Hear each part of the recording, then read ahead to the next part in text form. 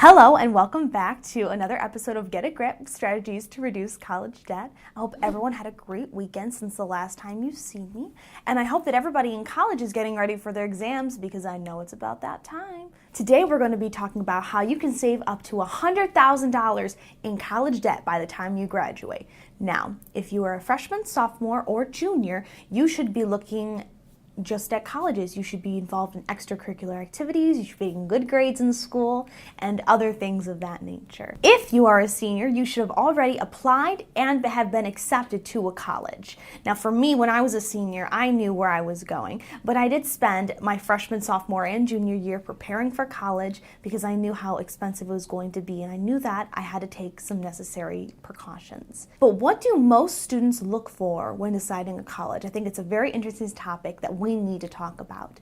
Most college students look for the college life. They're excited to be on campus. They might want to join a fraternity or sorority, especially if their parents were legacy. Maybe they want to represent those family colors, whether they be yellow and blue or green and white. And I know I will not tell you which I root for the most, or there will be problems in my family, believe you me. Some high school students decide where they want to go to college by how new the college is. Now that could mean its technology is advanced, there are new buildings, new dorms, because you want to be comfortable when you're sleeping somewhere for almost the entire year. Even some colleges have certain food selections for people with dietary restrictions if you're gluten-free, dairy-free, or even vegan.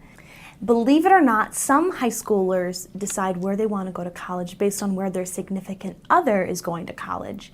Now, all I will say about that is your decision is your decision. You should go where you feel most comfortable and where you want to attend college.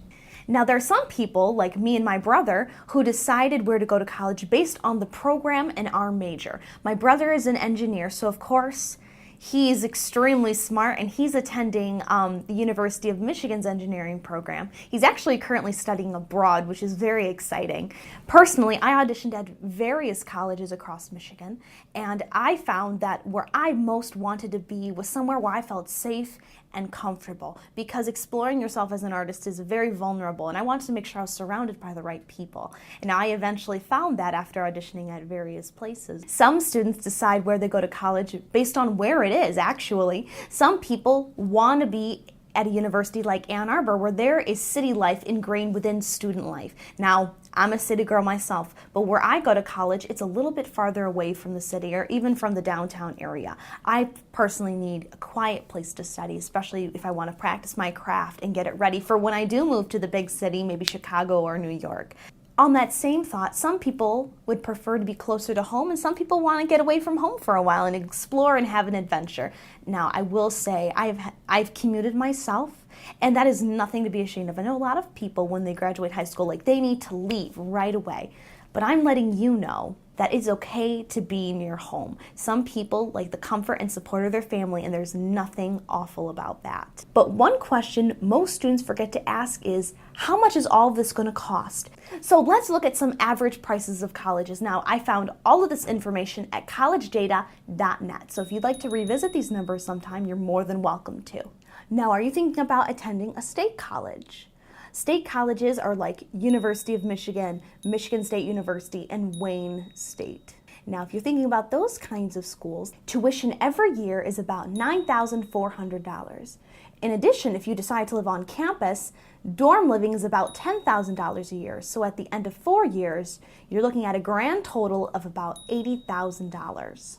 If you're considering a public out-of-state university like Ohio State University or UCLA, tuition yearly is about $24,000. Now, add on that housing bill, which is another $10,000. You're looking at the end of 4 years, a bill of $137,000. A private college like Hope University or Kettering looks at a tuition about $32,000 a year, and then housing is about $12,000. So at the end of 4 years, there's a grand total of $177,000.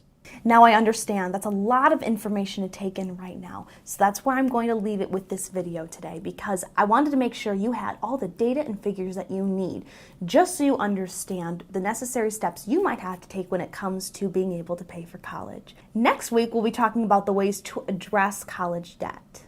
Again, feel free to comment at the bottom of this video about this video in particular or any future video that you might see. Questions are strongly encouraged. So stay tuned and I'll see you next week.